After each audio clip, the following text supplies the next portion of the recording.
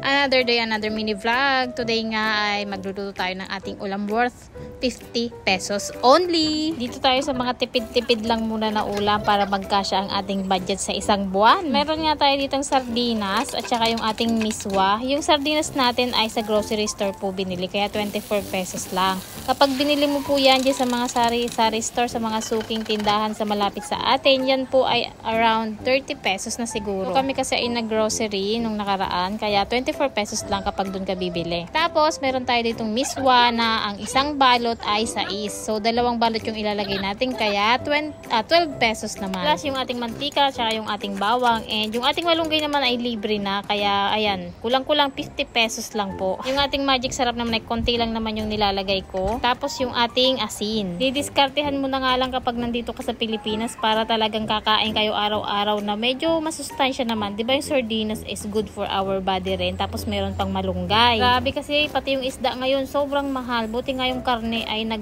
260 na lang yung kilo. Pero syempre hindi naman pwedeng laging may karne tayo. Kaya ayan, panglagay-lagay lang namin yan pag nagigisa kami ng gulay, yung karne natin. Tapos yung isda talagang napakamahal. Naku, ang 1 kilo ay 200 plus. Ay naku, ilang piraso lang yun. Depende sa laki. Kaya dito na lang tayo sa isda na nakalata. Naku, 24 pesos lang ay busog ka na. Bali kami lang din nga yung nandito sa bahay, kaya kasya na yan dahil pumasok naman yung mga batuta. So ayan nga, tapos na tayong maggisa and yung miso ay malambot na rin. So ilalagay nga pala ako ng konting asukal para to balance lang the taste ng ating paggigisa. Tapos ilalagay na natin itong ating malunggay. Madali lang yan maluto guys. Mga seconds lang ipapatay na natin yung apoy at pwede na tayo kumain. Nakailang beses nga akong lagay ng tubig dahil nga yung miso ay iniip-ip niya yung tubig. So natutuyo talaga yung ating niluto. Pag naluto nga natin ito, kailangan kumain agad dahil siguradong mamaya ito yung tuyo na yan gawa ng ating miswa. Sisipsipin niya yung tubig niya. So paano ba yan? Tara, kumain muna tayo. Nakamiss yung mga ganito kapag nasa abroad ka, no? Merong binigay yung kapitbahay natin na laing. Ano yan? Paano yung kakanon? Ganito turuan kita. Laing, tapos ang bangot or yung lahok, sahog is dito sa amin sa Bicol tinatawag ito na, ano tawag dito? Suso. Suso din ba ang Bicol nito? Hindi, may ibang tawag dito sa Bicol. Comment nyo nga guys kung naalala nyo. Nakalimutan ko yung sinisip-sip yan. Ayan, binutas na yan dyan sa likod. Sisip-sipin mo dito. Tapos yung lalabas na yung laman. Try natin.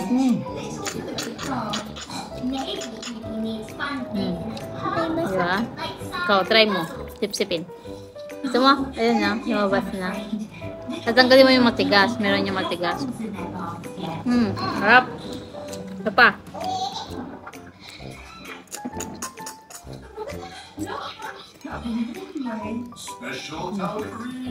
Harap. Ito pa.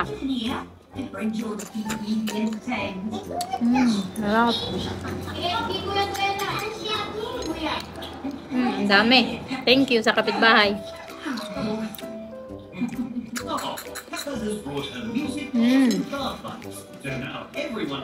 Parang ano rin ito yung buko.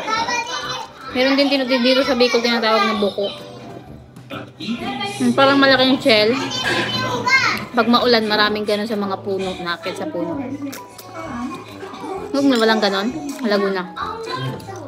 Yung nakain din. Bayuko. Yum. Bayuko po. Ay, bayuko yata dito. Buko. Buko dito, buko. Harap. Ang harap ng laing pa. Nauubos ko na.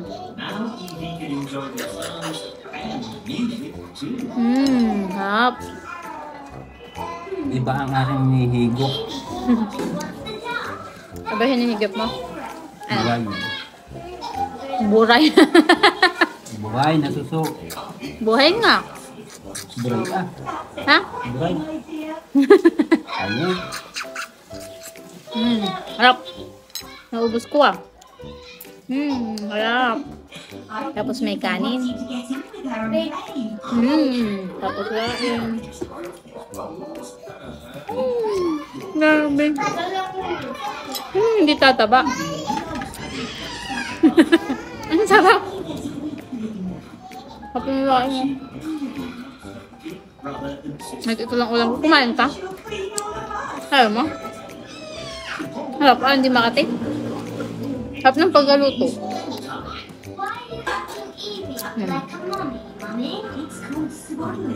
Ha? Naglaway kayo, no? Nagutom kayo, no?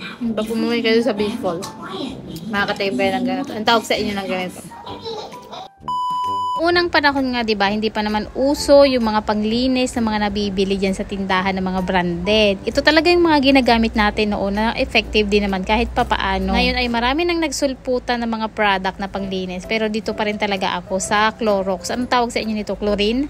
Ayan, meron nabibili mga tig 2, tig 5 pesos. Pero ito yung binili ko medyo malaki-laki na. 30 pesos yung isang ganyan, guys. Marami pa yan kaso nagamit ko na yung iba sa damit naman. Kada nga maglilinis ay maganda pa rin talaga yan na gamitin dahil talagang makikita mo agad yung effect niya. Kahit sa mga damit, naku, tunawin mo lang mabuti. Kasi nag-comment nung maipost ko to sa Facebook, sabi niya, lagyan ko daw ng mainit na tubig, doon ko daw tunawin, mas mabilis. Oo nga naman, kasi ito ginamit ko ditong tubig is yung normal lang na tubig, kaya ayan, ang tagal niyang matunaw. So dati nga sobrang itim na nitong aming sink, ayan yung drainage dyan. Sobrang itim na yan, guys. Inyong anak ko, nilinisan, ginamit niya yung chlorine. Kaya nga ayan, sabi ko, yan na lang ulit yung gagamitin natin ng panglinis dahil yan yung effective. Yung Clorox kasi, guys, hindi masyado kasi ano na yun kung baga nalagyan na, natunaw na nila So, binabarang ko rin yan dati, hindi talaga siya matanggal. Hindi ko lang talaga na videohan kung gaano kaitim yan, guys. Sabi si Ate Baba, nilag ni asin, tapos masilang dagin ng toka.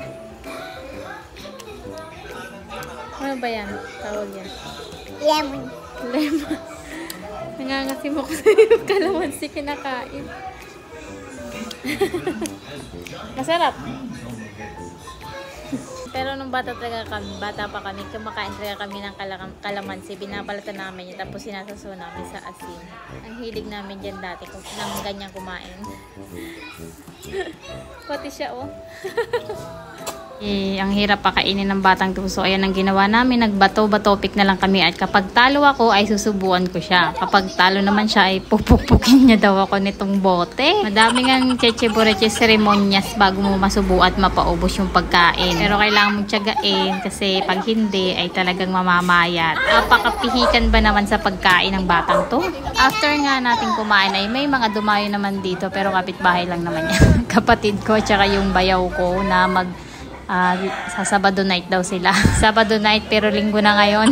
Nako, hindi na talaga ito mawawala kaya masanay ka na. Lalo na kapag nasa probinsya, pampatulog talaga to ng mga lalaking to Ayan, kapatid ko si Inchik.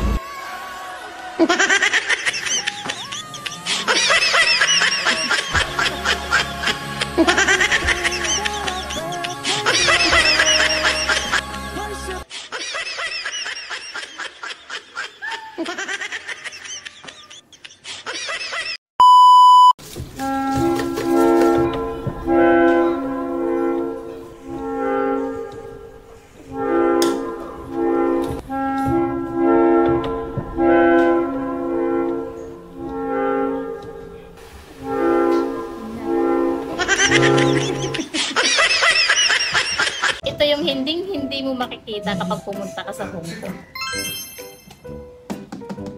Wala sa bahay nila ng mga gripo.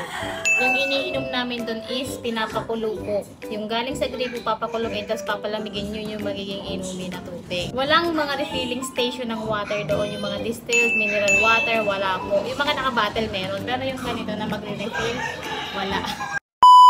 Natutuwa nga ako sa mga halaman natin na ipinadala ng sponsor. Ayan, sobrang buhay na buhay sila and nag-e-enjoy dito sa ating terrace. Ito yung mga itsura nila ngayon after 1 week. So, buhay na buhay. Parang plastic nga yung mga dahon niya, guys. And ito, meron siyang nagiging flower. Pinutol ko muna. Tinanong ko kasi doon sa may-ari. Sabi niya, pinuputol daw muna yung flower para magkaroon siya ng baby. Sabi nung may-ari. So, ayan, tinanggal natin. Ang ganda parang plastic na. Parang hindi totoo. Nilipat ko siya dito pero dapat pala malaking pasok na. Kasi sobrang dami niya ng ugat, guys, nung tinanggal ko. Ang yan. Sobrang cute. Ito lalo na. Super white daw ang name nito. Mga ano to, aglonema. Aglonema daw yung mga names nitong mga halaman. So, ayan, lilipat ko na naman to pag nakabili tayo ng malaki-laking paso. Kasi, nag-uumapaw na yung mga ugat. Ito din ako pinagsama yung white. At saka itong, hindi ko lang ang tawag ito. Suksum daw yung. Suksum or pink.